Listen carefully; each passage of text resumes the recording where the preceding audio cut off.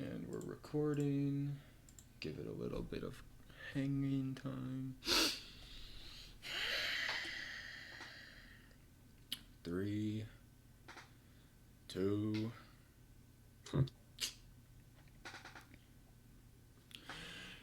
Hello, and welcome inside the Huddle with Logan, Gilchrist, and Cody, Frederick, episode 3, airing live on twitch.tv/LoganLDG and uploaded on YouTube, youtube.com/LoganLDG.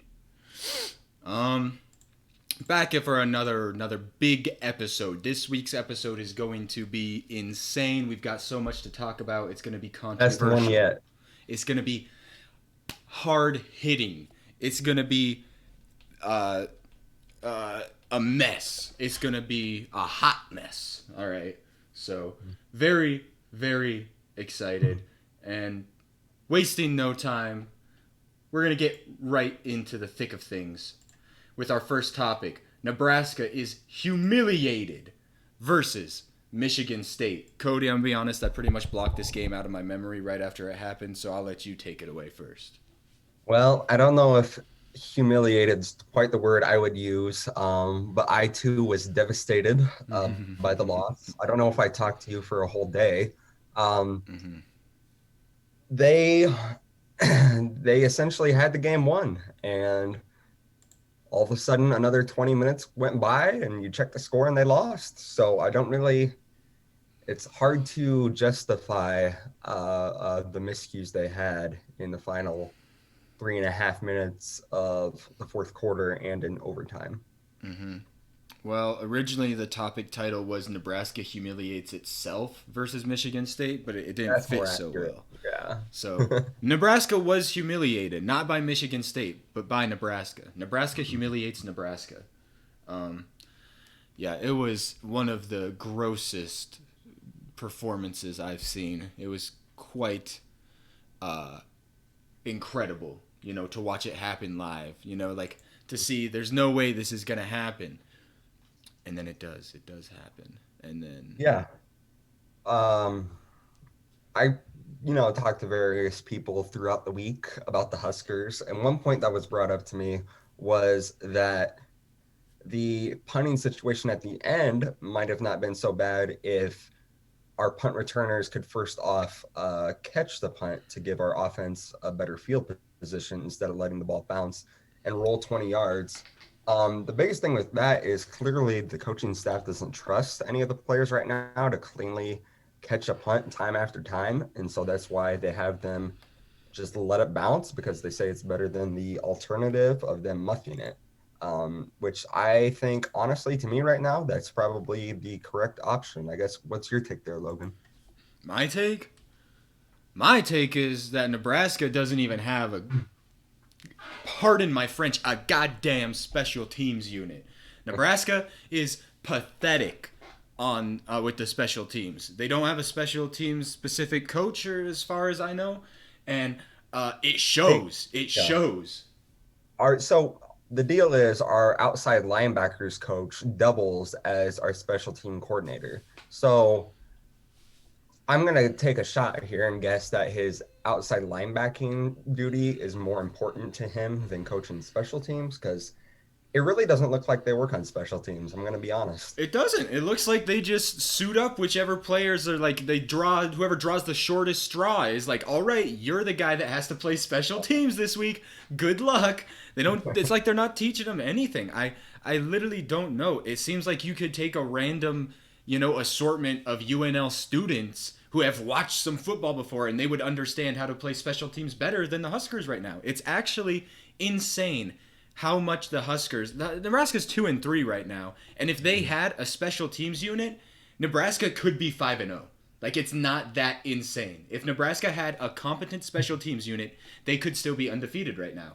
They would definitely be ranked if that were the case. Like, the difference between Nebraska and being a good team is essentially right now special teams. And obviously there's things like the O-line and stuff you want to look at that obviously needs improvement, and our offense needs some work and some tweaking. But the difference maker in so many of these games has been special teams.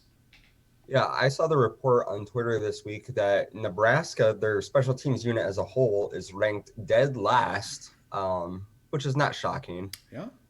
And then yeah, like you said, it's really obviously, like you said, our offensive line needs to do better too. Frost said this week during his press conference that the right guard, no, the left guard and the right tackle position are up for grabs this week, so we could see some new faces there. Um, but yeah, our special teams unit is a disaster right now, and they're costing us games. In our three losses, we've lost by a combined 18 points. So yeah, easily could be undefeated right now, but instead we have a losing record. Mm-hmm. And I mean, 18 points. You may be like, how's that all special? But you like just look at right here, punt return touchdown versus Michigan State. Stuff like that. It's like, it really Mm-hmm. is. It's that insane. Nebraska is literally just losing. They could be on top of their division. They could be, way up there in the rankings. If Nebraska had a special teams unit and was 5-0 right now, it might not be crazy to say they're like ranked in the top 15. They would have some really quality wins. Like, Yeah, I mean, Michigan State this week is ranked number 17th in the country. So it's definitely not inconceivable to say we'd be at least top 15 if we had just done the average special teams play. yeah.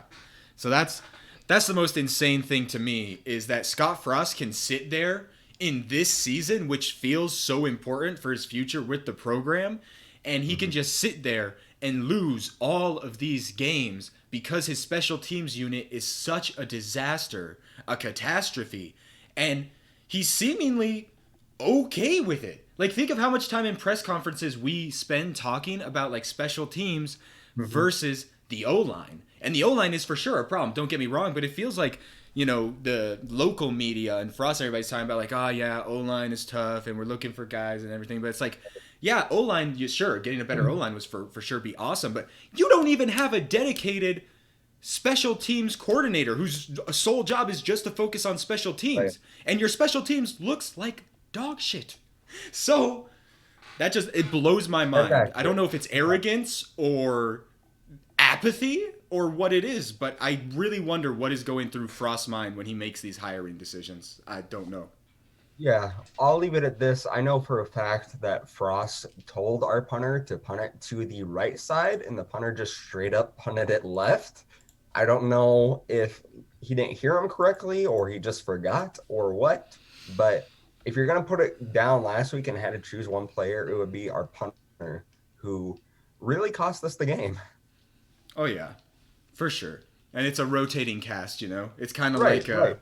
you just place your bet on who on special teams is going to have the flub that loses the game. Well, instead of rotating pitchers, we rotate punters. Yeah. So yeah, that's a major issue. Mm-hmm.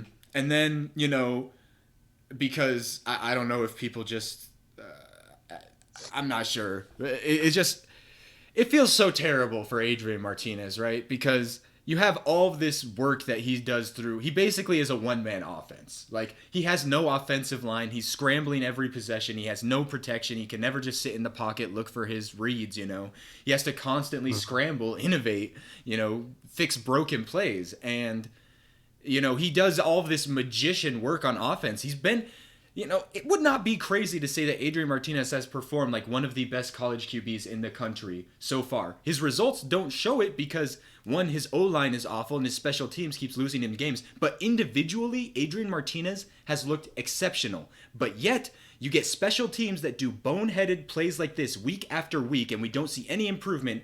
And then you get to overtime, where Adrian Martinez makes his one big mistake of the game, interception, boom, game's over. Adrian Martinez is walking that thin line where it's like, okay, I have to play exactly perfect, and we might have a chance to win if special teams doesn't F it up too hard. And if I make a single big mistake, game's instantly over, and we don't have a chance. Like, I can't imagine the pressure on him and how frustrated he is with the team right now. I would say the way to describe it with Adrian is if our special teams and offensive line were even playing average, Adrian would be very much in the thick of the Heisman conversation. Yeah, I don't think that's crazy. I don't think that's a I crazy don't think take. it is either.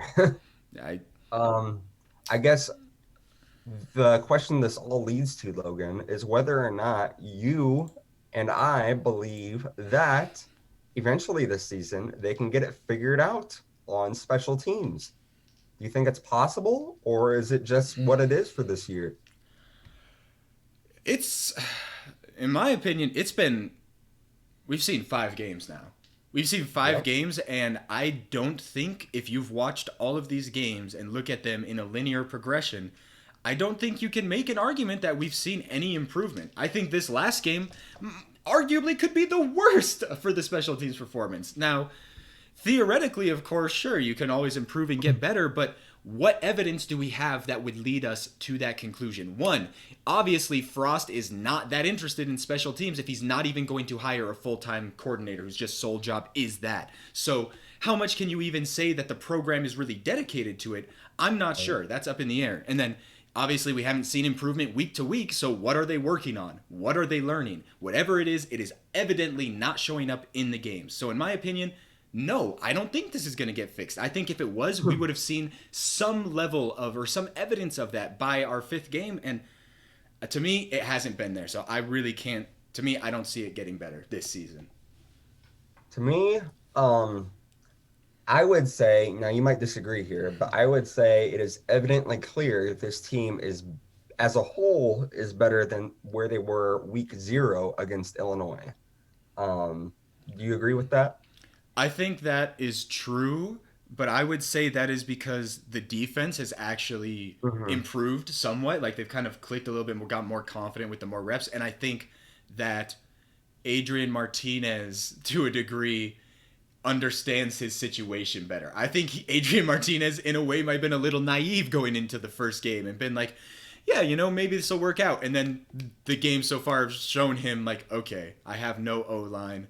I kind of Right. have to do this myself. And he's kind of adjusted to that really well, in my opinion. So that has leveled up the offense slightly, even though maybe the O line still is looking like a black hole. But Mhm. I could say, yeah, you've seen some improvement, but to me, none of it comes from special teams. Yeah, I can see that. The bright side for special teams is it appeared, at least for the time being, that our kicker refound himself, which is good because he was actually a really good kicker last year. So that's a positive thing to see. But as you said, it's always something with special teams. And you never really know where it's going to hit you, but then it happens, and you're like, well, I should have seen that coming. Yeah, I think this feels to me like the last week. Yeah, we talked about it. How many chances are you going to give Nebraska? For me, this is the last week. If we do not see significant improvement in the level of the special teams and the execution, then it honestly seems pretty hopeless for me this season. If by your 6th game where you've had these same issues, you're not showing any improvement, then it's time to not stop holding out hope. And another thing, just to add on to this, that we haven't even touched on, but has been huge for Nebraska, is discipline issues. Like we are still having all these issues where we're getting 5 false starts, one for each member of the O line every single, not every single drive, but every single game. We're getting Yeah, tons of it's the all of these Huskers penalties. bingo. Yes, exactly. Literally, Adrian Martinez's other players on offense are shooting him in the foot. He is playing not only against the opposing team, but against his own offensive line in his attempts to try to put points on the board, which is why this season makes me respect Adrian Martinez a lot more than I had going into it. Like, my respect for him has only grown. The job he has is one of the toughest jobs right now in college football, in my opinion, for a quarterback. Like, what he's doing out there is, it's mind-boggling to me. So props for that. Well, Logan, should we get into predictions for the Northwestern game Predictions for the Northwestern game. this Saturday night in Memorial Stadium All right, give me your for the prediction home for the first. homecoming game? All Mm-hmm. right. So, I've thought a lot about it. I heard what you said. The craziest thing I've heard is from Tom Chattel. He's an Omaha World Herald reporter, and he has picked Nebraska to win not just this weekend, but next weekend also. So back-to-back wins. He's thinking, my thought process is eventually this Northwestern game, or when we play Purdue, I think Nebraska is going to end up having a breakout game. And I know our games with Northwestern are always really close. They always come down to the last second, it seems like. I think this year it's different. Northwestern appears to not be anywhere near the level they have been. Um, their offense is one of the worst in the country, I'm pretty sure. And our defense imposed their will against Michigan State. So I feel pretty confident about us shutting down their offense. Um, and then, yeah, it all comes back to whether or not how many times our special teams shoot us in the foot. I'm going to pick Nebraska 24, Northwestern 10. What say you, Logan? Um, I don't even like doing score predictions. It seems so random. I'll say this though. I do agree with you. I think the Northwestern game, I've got Nebraska by a lot. I think and I mean it's not a perfect comparison, but you look at September 3rd when Northwestern played MSU, they lost Mhm. 38-21 versus Nebraska last week. It went to OT, lost by a field goal. Um, Right. I think Nebraska's going to win by at least 2 touchdowns. Now, how many points is Northwestern going to put up? Honestly, against Nebraska's defense and the way Northwestern's offense plays, I would be surprised if Northwestern clears 2 touchdowns is the max for sure. But I could see this game ending with Northwestern only getting 1 touchdown. Like you said, they could end with 10. But I think Right. Nebraska's going to put up more. So if you're going to, what'd you say? You said 24-10 Nebraska? I did, yeah. And Okay. just for the record, too, the betting lines opened up this week at Nebraska plus 8.5 and have moved to Nebraska plus 10.5. Oh, yeah. If you're going to go with 24-10, I'll go 28-10 Nebraska. Okay. I think it'll be a bit So better for we're about the Nebraska. same ballpark then. Okay. Yeah. So that's I guess that's what I would say. But that is probably our Nebraska segment. I think we covered Nebraska pretty well Yeah. there. Um, Yeah, we did a good job there. Next up, we have NFL Week 3, I believe. Yeah, yeah. Um, And I think we I could don't just know. start with basically like any games that were important, that you saw some crazy stuff, or that you just wanted to spend some time talking about. Well, let's talk about the Cardinals lining up for a 68-yard kick against the Jaguars. Hmm. It misses by like a foot, and then the Jaguars returner returns it 109 yards. Logan, did you ever think you would see something like that? I okay, so I remember when this happened. I were you over in my room because I had it I up on the was. screen. Yeah, you came Yeah. over and we were watching it, and I was like already like, wow, they're really lining up for this. I'm like, this is already historic. This would be the longest field goal. And then when I was like, wow, this is very interesting. And then I saw him kick it, and I was like, this looks good. I think he's gonna do it. Holy Right. quacker moly! And then it missed. It was too short by like a yard. I swear, if he was a yard closer, that kick it's going in. And then Mhm. and then you know what happens next. And then What and, happened?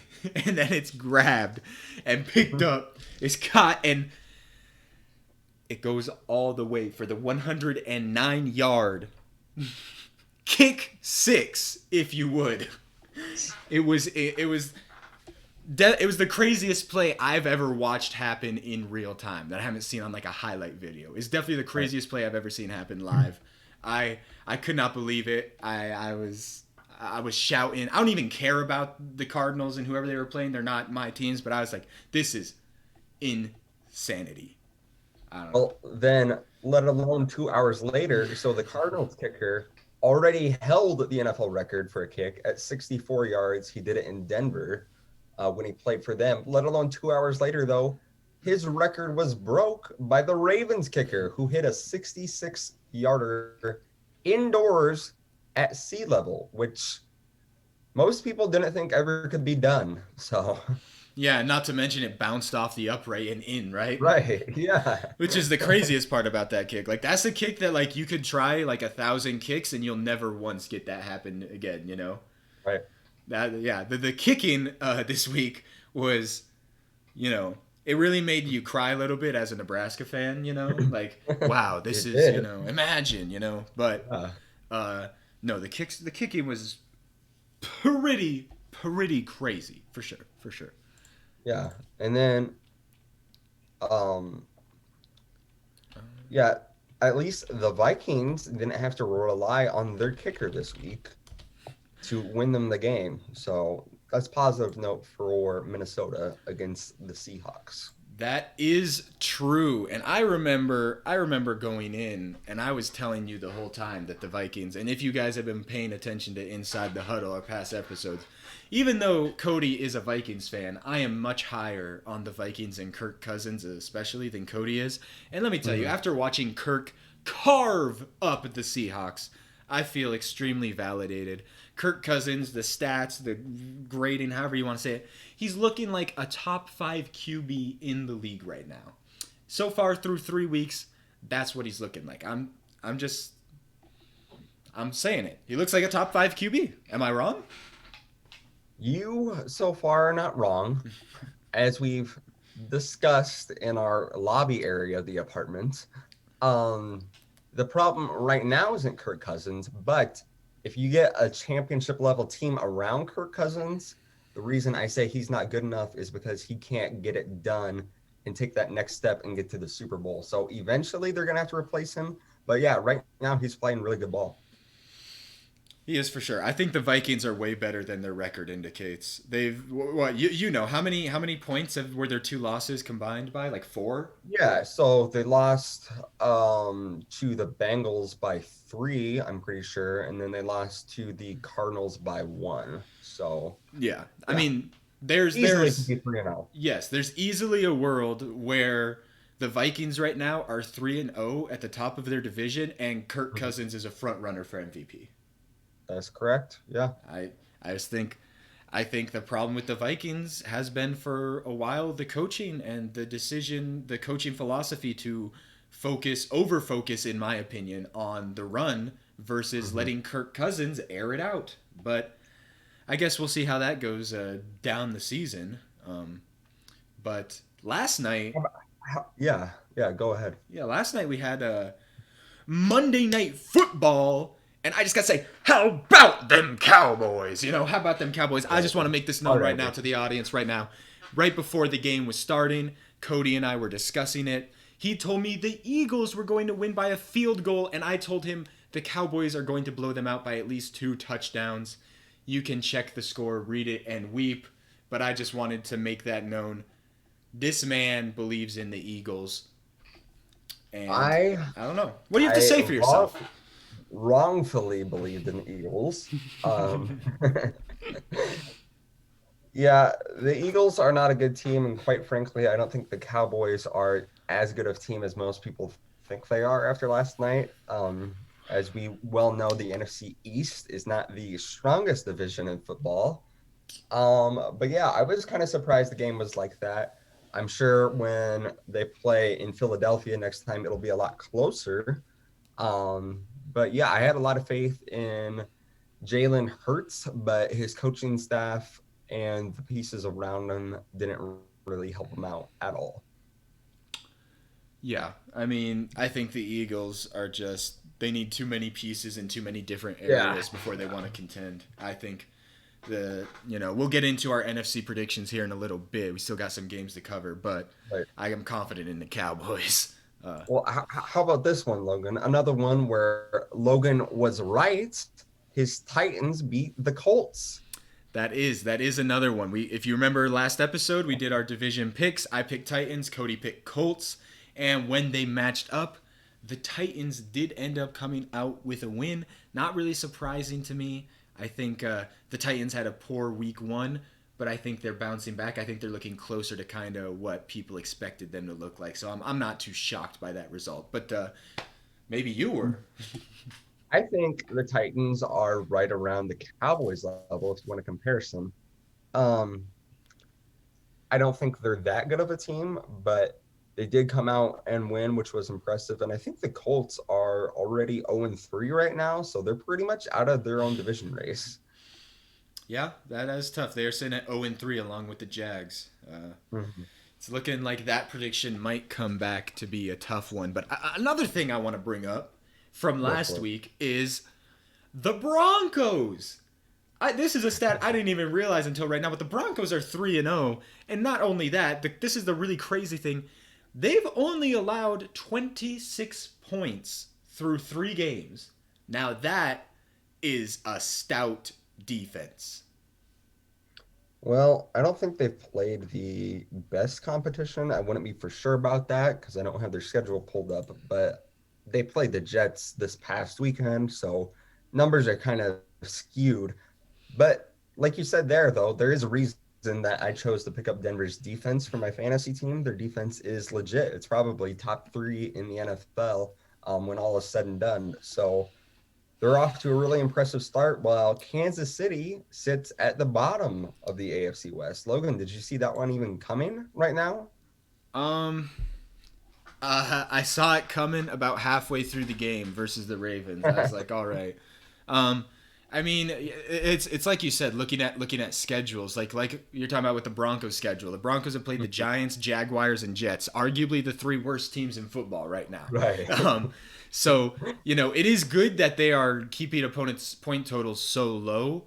But they're obviously going to have their first real test this week when they play the Ravens. That's going to be a game I'm going to be very interested in to see how the Broncos perform versus real competition. Meanwhile, you look at the Chiefs, and the Chiefs have played the Browns, the Ravens, and the Chargers, which in comparison is a much, much tougher schedule. So obviously I do expect the Chiefs to bounce back. But I will say this. That game versus the Chargers in these first 3 games have severely dampened my expectations for the Chiefs when it comes to postseason. I think this Chiefs team has quite a few holes, and while Patrick Mahomes does his best to cover them up with his magical playmaking, I think the Chiefs are going to struggle quite a bit in the postseason. I'm not sure the Chiefs make the Super Bowl at all after seeing these first 3 weeks. Is that an overreaction, or would you agree with that?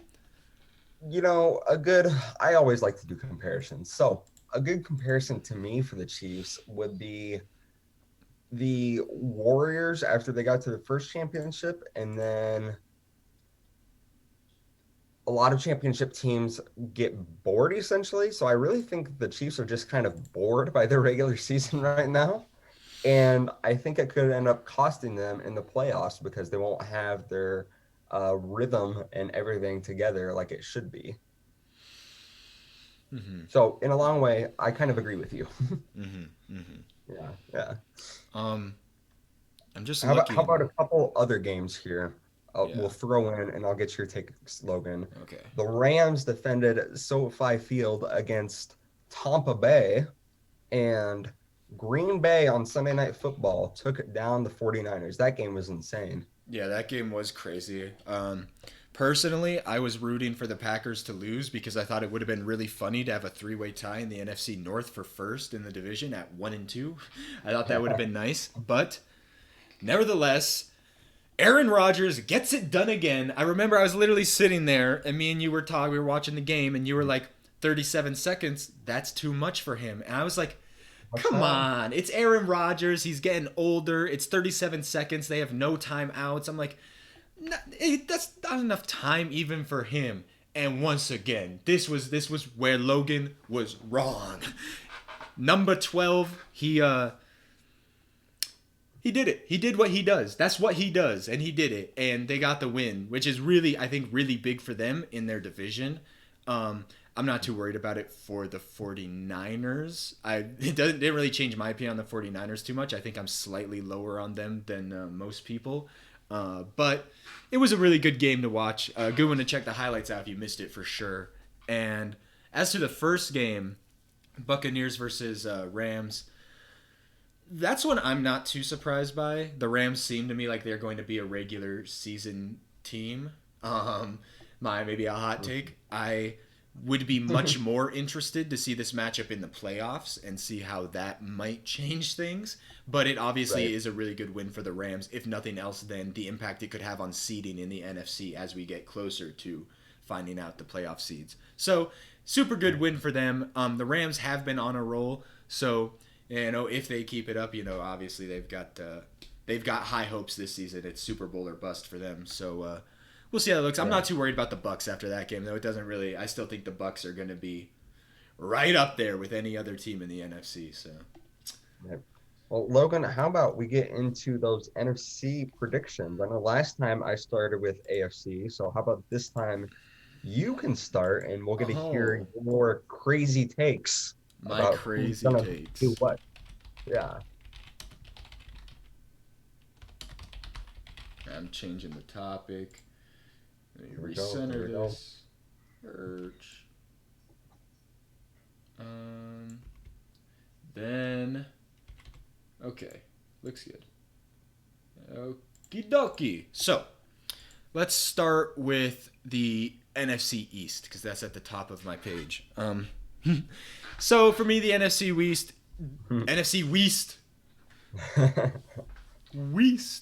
the NFC least, as you may say, as this division is so weak. Uh-huh. I would definitely go Cowboys. Cowboys are going to win this division. There is zero doubt in my mind. I've never been more confident in a pick in my life. I think I am slightly higher on the Cowboys. I know I'm higher on the Cowboys than you are, but slightly higher than the average person because I think offensively, I think they're very, very good, and I think they are multi-dimensional offensively. I think they can pick you apart through the air or on the ground, depending on where your Mhm. defense is weakest. So to me, I think they're going to be a dangerous team. They're the type of team you don't want to play in like a divisional round, in a wild card round. You don't want Right. to play them early on because they're the team that in any given Sunday, any given game, they could just pop off for like 40 points because they have that kind Right. of offensive talent. The question obviously is it sustainable and can the defense elevate themselves to a level where they're actually contenders? And I have doubts about that part of the ball for them. But offensively, I think they're super talented. So I would pick them to win the division. And the way I see the rest of it shaking out, I'd probably go Cowboys first, Eagles second, Washington football team third, and Giants in last. Your thoughts? Um, I'd probably switch the Eagles and the Washington football team. Um, but yeah, otherwise the Cowboys, they pretty much proved last night they look clear and away the best team in their division. I don't think they'll really be challenged until they get to the playoffs, and then they will probably end up having one of the higher seeds since they play in that division as well. So their record will be kind of inflated, which could end up in them actually picking up a playoff win, which would be huge for that fan base. For sure. I just want some clarification here. So, Uh-huh. about 16 hours ago, maybe, however long, you told me you picked the Eagles to beat the Cowboys, and now you're telling me that you have them finishing third below Washington. That's what you're saying. Okay, well, think about it this way, all right? Just because a team I picked to win doesn't mean that they're going to be there at the end of the season, you know? You pick a lot of Oh, upsets. okay, You okay. know, you know how it So goes. you're just rolling the dice, I see. Of course, I'm a gambling man, you know Of me. course, of course. You are a gambling man. All right, all right. Next, I got the NFC West. Rams, Cardinals, 49ers, and Seahawks. This is likely the best division in football. It'd be hard to argue anybody else. Yeah, And it's tough. It's really tough. They're all good team. I mean, the Seahawks are 1-2, and they're sitting in fourth, and they're not a bad team by any means. Uh, right. but I do think that Rams will finish first. Hmm. Cardinals are going to be right up there. I think Cardinals are, playoff bound. Oh, Um, wow. Wow. I All think right, I keep think they going. are. They're 3-0 Keep right going. now. They've got one of the most clicking offenses in the league. And then I honestly Keep think going. that it'll probably settle out kind of like it is right now. I think it's going to go Rams, Cards, 49ers, and Seahawks are going to finish last. I think the Seahawks have the biggest weakness. I think Okay. that if you look at all of these teams on both sides of the ball, the biggest outlier to me is the Seahawks defense. Um, and you can argue that maybe the Cardinals defense isn't stout, but the Cardinals offense has been way, way better than the Seahawks so far.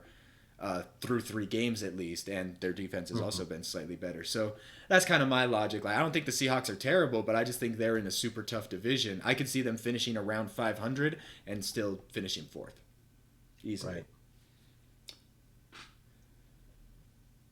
Huh. Well, I would pick the Rams to win the division. I think through 3 games, they look like possibly the best team in the NFC. Mm-hmm. So they're playing really well right now. I'm putting the Seahawks at second place. I think they sneak in as a wild card team Mm. in the NFC. And I would put 49ers third and Cardinals fourth. Cardinals out to the 3-0 start. You have them dropping all the way to fourth. I think that coaching matters, and I don't think Cliff Kingsbury is that great of coach yet. He's still really young, so he's got a lot of he came from Texas Tech, so he has a lot of air raid knowledge, and he's pretty good on offense, but I think his defensive schemes and just him being a young coach overall might bite him in big games later on in the season. And a lot of it comes down to I saw them against my Vikings, and I'm not as high on the Vikings as you, and they barely beat the Vikings. So I can't be that high on the Cardinals either, even though I really do feel like probably they finish maybe at worst like an 8 and 9. They're gonna be a really, really good team, and that division is just loaded overall. I'm really interested here because obviously, yes, I do think the Vikings. I have a higher on the Vikings than you, which is why I'm higher than the Cardinals. But the Hmm. Cardinals squeak by the Vikings, and then the Vikings then blow up the Seahawks. Yes. And you're telling me that you still have more faith in the Seahawks that lost to the Vikings than the Cardinals that beat them. I'm not saying that's an untenable position, but it Right. is interesting, you know. Well, let's not forget that the beginning regular season games, yes, they're fun to watch, but in the end, I don't know how much they really mean and can Mm-hmm. tell about a team, you Mm-hmm. know. There's a lot of teams that start out 0-2, and usually there's like 2 teams a year that make the playoffs, even though they started 0-2. Mm-hmm. And then there's teams like I believe what was it your Steelers last year started 11-0, and I think they finished like what was it 12-4 or something like that, 11-5, and Yeah. they didn't look like they were there at the end. So regular season is just that. It's the regular season, and really the last 3 or 4 weeks of the regular season are really what matters. Mm-hmm. I think you can argue that for That sure. that and divisional games, I should say. Mm-hmm. I think my thing is I'm looking at right now, especially in early weeks, because Hmm. the strength of schedules are so different. And everything. I'm looking a lot at points scored versus points allowed, and right now the Cardinals are tied for the most points scored through 3 games, along with the Buccaneers. Right. So I think they have one of the most lethal offenses right now in the NFL. I don't think it's crazy to say they maybe have a top 3 offense right now. I think that's a reasonable take. And their points allowed is 65, comparison to the Rams, who we both picked to win that division, who have allowed 62 right now. So the defense Right. has been holding up so far. Now, will it hold out over the course of a season? Maybe I'm not sure yet. But so far, from what I've seen from them, I'm high on them. But, Well, you know, if we take a look at their defense too, though, I mean, it's not like the Cardinals have played the best teams. I mean, the Vikings offense is really good, but you play against Jacksonville and the Titans I too. think the So the Titans are numbers, bad. See, I think this is the thing. Is ironically like the Cardinals are a perfect thing where all of the well, teams they've actually, played, yeah, like I'm higher on the Titans than you, and I'm higher on the Vikings than you, so I'm giving more credit to the Cardinals overall. But you're lower on both of them, so you give them less credit. So I guess it makes sense in that aspect. yeah, I kind of misspoke there. I was going to say more about their defenses. I don't, obviously, the Jags defense is not anything to be proud of. Mm-hmm. Um, the Vikings defense is not as good as people think. Mm-hmm. They're just not there yet. Mm-hmm. They might be by the end of the season, but right now I mean, you allow over 30 points to the Cardinals. They're not that quite there. And then the Titans defense, I mean, you allow 38 points, and I don't think the Titans defense is that good either. So yeah, you know, we disagree, but go ahead. We'll see. We'll see. This will be another segment for Next where division. Logan Yeah, or Cody were right and wrong. NFC right. North. This Yeah. division is a whole bag of fun. Packers, Bears, Vikings, Lions. Um, I'm just gonna come out and say it. I'm gonna come out and say it right now. You already know what I'm gonna say. I'm gonna lay it on the line, and we'll see where the chips fall at the end of the season. I have Insane. Vikings winning this division. I I strongly believe Vikings are the best team in this division. And the more I look at it, the more I look at the stats, the more games I watch, I am more confident in the Vikings. If you watch this podcast and you didn't know anything about me before it, you probably think I'm a Vikings fan. I'm not a Vikings fan. But Not yet. listen to this. Listen to this. Packers, while they may sit at 2-1 right now and they lead the NFC North, their points Okay. scored are 68. Their points allowed are 83. They are giving up more points than they're scoring. Then you look at the Bears, it's 40 to 77. The Lions is 67 to 95. These are very, very bad. They're bad. It's not Yeah. good. Like for teams like that, like at the Packers level, who fans at least think are competing like Super Bowl contenders, blah blah. That's unacceptable. The Vikings is 87 to 78. They're the only team in the division that have scored more than they've given up. All of their losses have been extremely close. Their two losses are by combined 4 points, like we mentioned earlier. I hmm think the Vikings have the best performing QB in the division right now. I think Kirk Cousins is performing better than Aaron Rodgers. With everything I've seen, I can't pick anybody but the Vikings. Um, so for me, I'm probably gonna go Vikings, Packers, Bears, Lions for how I see the NFC North shaking out. I know you're gonna Yeah. disagree, so here we go. Um, well, I'll start out. I definitely agree with the Lions. They're once again in a rebuilding year with Jared Goff as their It's been a quarterback. rebuilding decade. Like 2 decades. It's Yeah. very standards. Um, but yeah, they're still trying to build. The Bears are a lot worse than I thought they were, and I think they've shown that for through the first 3 weeks. Um, it doesn't look like they have any idea what they're doing at the quarterback position, which is the most important position for, in case you didn't know that. Um, and then, yeah, I think the Packers are still probably going to win the division, but I do have the Vikings sneaking in as a wild card team. hmm Um, I just think the Packers over time, especially this last week with their win against the 49ers, I think their first game was a little bit of an aberration game. A lot of those week 1 games where, crazy things happened, like the Cardinals blew out the Titans, the Texans won. And then, yeah, that game, a lot of them we can just throw out. I mean, the Eagles won in week 1, so week 1's kind of a hard week to judge. hmm So I think the Packers over time will be there in the end. And then really between those two teams, it just comes down to divisional games. And I think best case scenario, they split them and the Packers probably end up having a better record at the end.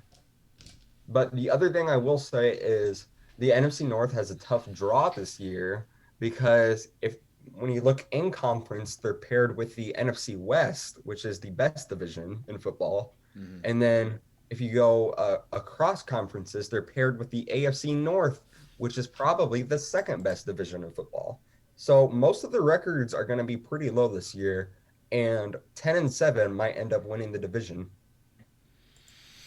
It could. That could definitely happen. And as I'm looking at this, I want to change something from my lineup real quick for the record. Uh-huh. I am actually going to swap the Bears and Lions. I think Oh wow. Lions are going to finish above Wow. the Bears, and the Bears are going to finish in last because, Okay. like you said, the Bears QB struggles are kind of crazy, and I'm just looking at it, and I don't think the Bears can score against good teams. They lost to the Browns 6-26. They put up 14 to the Rams 34. I mean, obviously these are good teams, but that's what I'm saying. When they're playing these good You wanna know teams, the craziest stat, one of the craziest stats out of the weekend Mm, is the Bears had a net 1 yard of passing for the whole game. yeah. And I'm looking at the Bears schedule right here, and there are a lot of good teams on this schedule coming up. They still have Packers, Buccaneers, 49ers, Ravens, Cardinals, Packers, Vikings, Seahawks, Vikings. Like the Bears might only win 3 or 4 games this season. That's not insane to me. But the Lions, meanwhile, I've actually been impressed with the Lions so far. Even though they're 0-3, they lost to the Ravens 19-17 on one of the, That was a close one. Yeah, yeah, craziest plays crazy, ever. insane kick. They did get beat pretty bad by the Packers, which, Mhm. is maybe concerning. But, like, the 49ers beat them 41-33, and the Lions had a really good late comeback in that game. So I could see Right. the Lions maybe getting, like, 5 or 6 wins, and the Bears only ending with, like, 3 or 4. So, I don't think that's that bad of a take. The positive thing, if you're a Lions fan, is I know with Dan Campbell as their head coach, they're fighting a lot more. They're more intense and really, really want to win, which is not something. I don't know if you could really say that the past few years they didn't show a lot of will to fight. mhm. I think that's, yeah. So I guess we'll see how this goes, but I do think Vikings, Packers, Lions, Bears is how I see it. The NFC North is going to be a cluster truck this season, I believe. All right, our last NFC division to go over is the NFC South. This one, honestly, obviously I have the Buccaneers winning it. We can get that out of the way right now. I've got Buccaneers in first. Then I might go Panthers, Saints, Falcons. The only thing I'm thinking about is do I swap the Saints and the Panthers? But you That's know what I have. when That's what they I have. when they just played in week 2, Panthers beat the Saints 26-7. So that to me is enough to give them the slight nod. I'm not super confident in that one, but that's how I would give it right now. And you have them swapped. I do have them swapped. I would say probably that Jameis and the Saints just need more time to click since it's his first year as a starter down there. But technically, you could probably say the same with the Panthers and Sam Darnold. Mm-hmm. Um, my money is just on the Saints winning their other divisional game against the Panthers. Mm-hmm. And then I think over time, the Saints will end up having a slightly better record. I don't think, I mean, maybe like 1 or 2 games better than the Panthers. It won't be much. Mm-hmm. I think that's reasonable. I think also you could argue that the Panthers might have a bit of an easier schedule. Right. Um, but that's obviously, I think that'll be close. And I don't think this division, honestly, I don't think the division matters outside the Buccaneers. Pretty Might be much. offensive to Yeah, fans of those 3 teams, but they're I not. agree. I agree.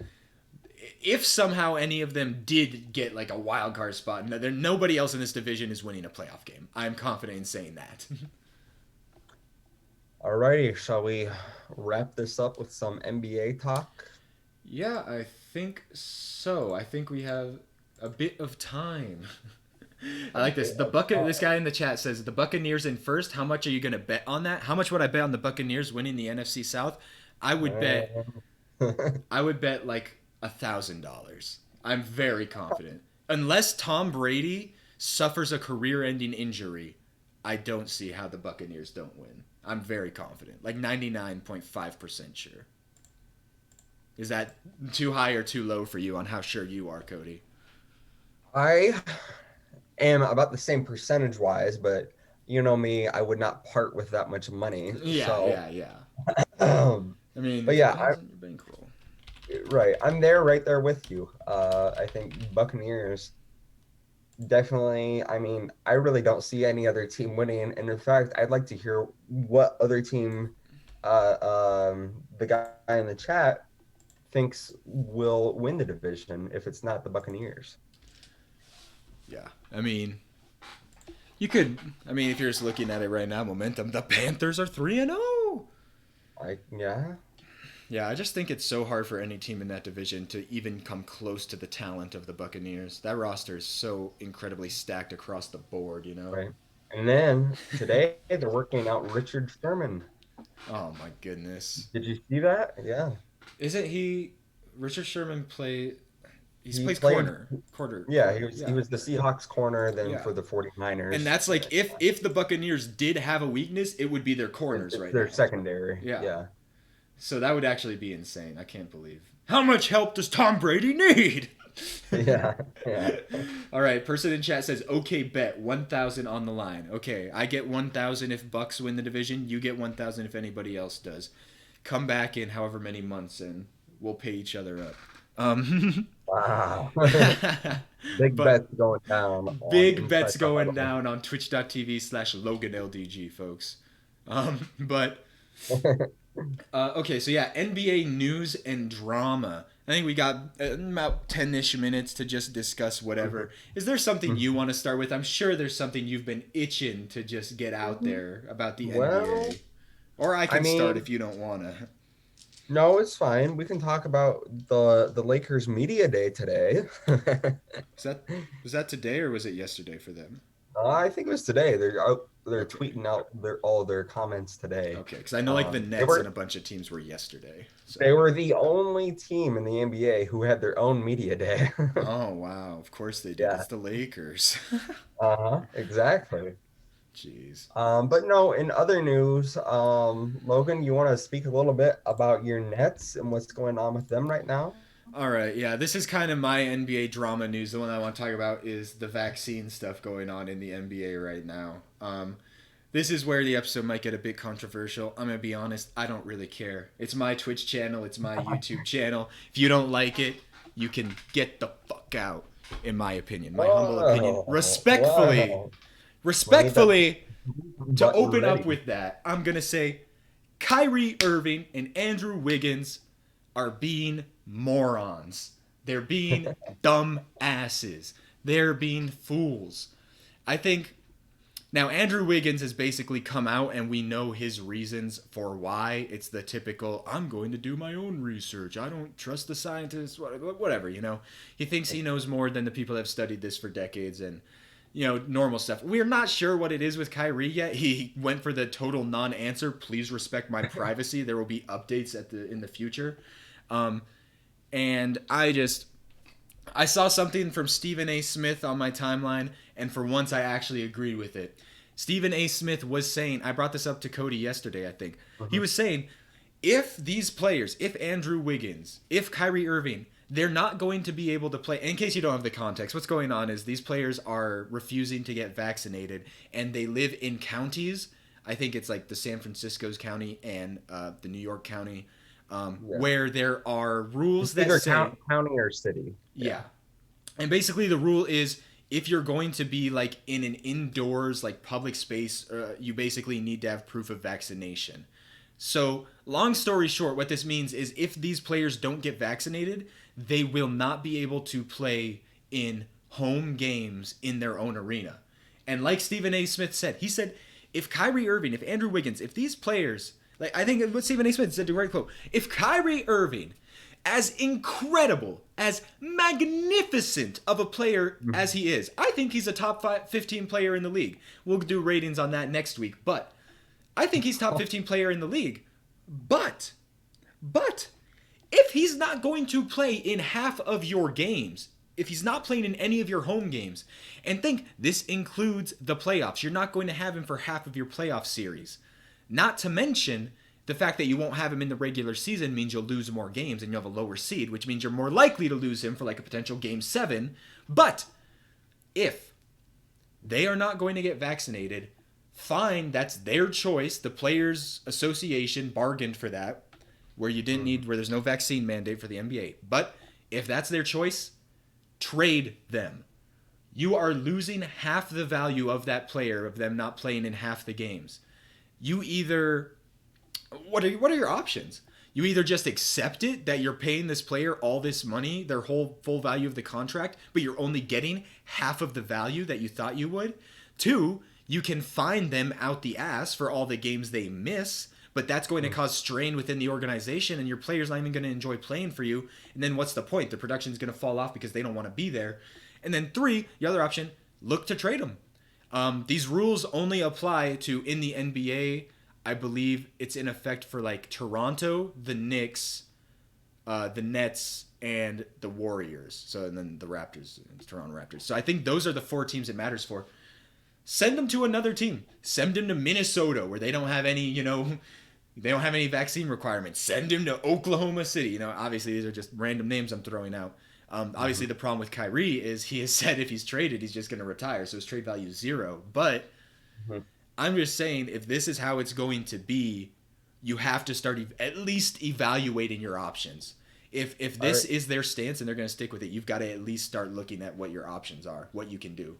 Let me give you the hypothetical then. You're Sean Marks right now.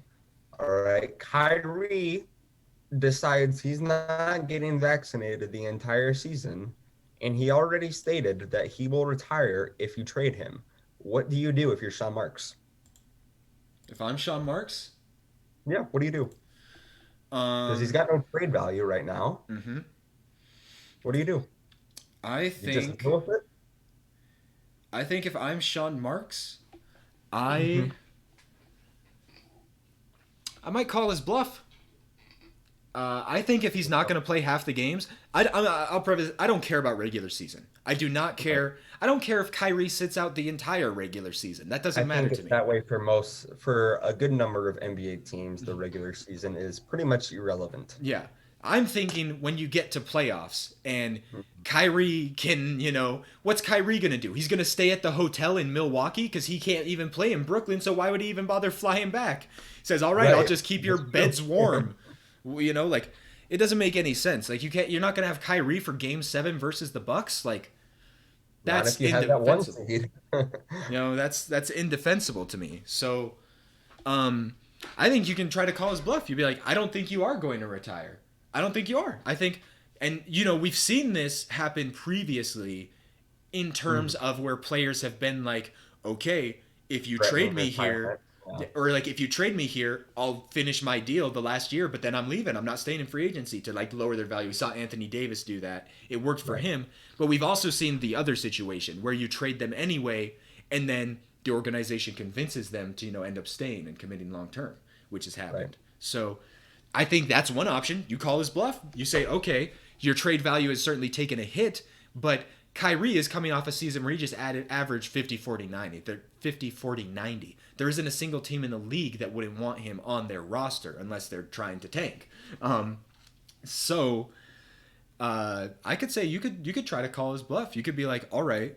And these are obviously deals that I've just come up with on the fly, but like maybe go to the Warriors. Be like, okay, how do you feel about Klay Thompson for Kyrie? Would you guys even pick up the phone? Like, just start feeling it out, and just seeing like what is his value. You at least have to, because previous to this, I was of the opinion Kyrie is untradeable. He's untouchable because he is such good friends with Kevin Durant that if you were to trade Kyrie, it would piss off Kevin Durant so mad that it wouldn't be worth it. You would just ruin everything you've been building in Brooklyn.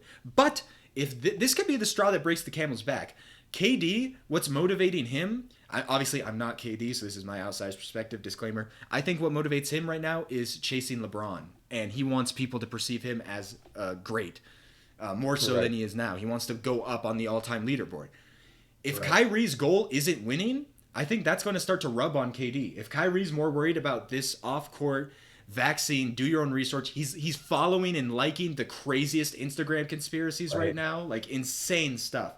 If you're more focused on that, that's cool. Go focus on that somewhere else because KD, what he wants, I believe, he wants to win. Harden, he wants to win. This team is built to win now. They want to win now. If you're not with it, get out of the fucking way. So that's kind of where I'm sitting in the situation right now. The other option is you start finding him. Say, okay, if you don't want to get the vaccine, that is your choice, but because you're literally not playing out your contract like you signed that you would, we are within our right legally and within the players, like the contract, the CBA, we are legally allowed. We're going to start docking your pay for all the games that you aren't playing. That's your other option. Yeah. Do you think he somehow gets some sort of exemption from the vaccination? Do you think that's a possibility? I would be surprised. I know Andrew Wiggins applied for his religious exemption and got denied. I would be surprised if Kyrie could get one. I think that's probably what Sean Marks is looking at right now. The way you set it up was, say he's not getting vaccinated for the season, you already know, blah, blah, blah. And that's, what I was saying. But I think what Sean Marks is doing right now is, one, trying to get anybody to persuade him, okay, either you need an exemption and we'll wait for you to try to get an exemption. But if your exemption gets denied, you've got to get fucking vaccinated, dude. You just got to do it. You might not like it, but you've got to do it. I think that's kind of where Sean Marks is going to try to push in the next month or so, I guess, before we actually get into the season. And if it still isn't resolved by the time the season is starting, I think that is when he will start evaluating his options, in my opinion. To me, I'll leave it at this. I think it would be best if you give Kyrie a certain deadline of when you need to know if he's going to get the vaccine or not. And if not, you need to move him as quick as possible to keep his trade value at least where it's at based off of his skill level. Because to me, the longer you wait, the lower it would just get.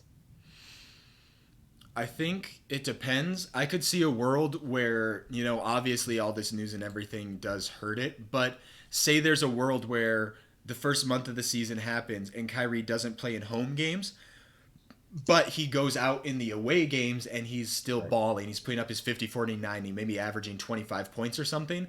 Then I think his trade value is still going to be pretty good. Yeah. Relatively speaking. But if that happens is anybody's guess.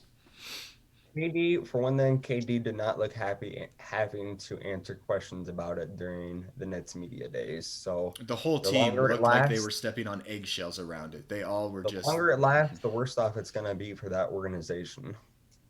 Yeah. And then, Kyrie answered. He says, in his Instagram live he did after media days time, like, I don't want any, no distractions this season. We're just focused on the goal, which is winning. This is going to be a level up. And it's like, dude, you are the distraction. Are you? Yeah. Like, you can't be this blind, right? You are the distraction at this point. So, I don't know. I guess we'll see how that situation develops. I personally have no sympathy for the anti-vax players, the deniers.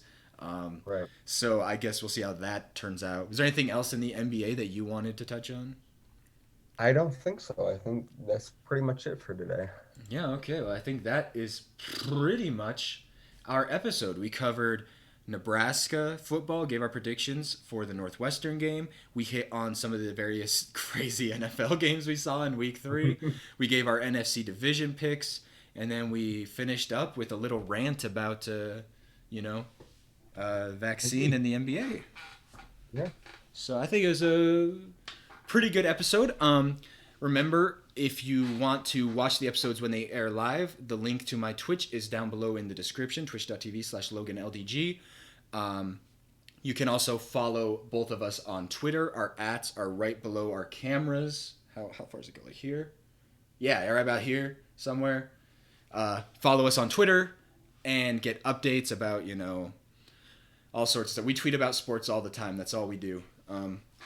And we will be back again next Tuesday. Airs every Tuesday, sometime in the early afternoon on Twitch, and then goes up on YouTube on Thursday. So, thank you for tuning in, hanging out, chatting with us about the teams, and we will see you again next week.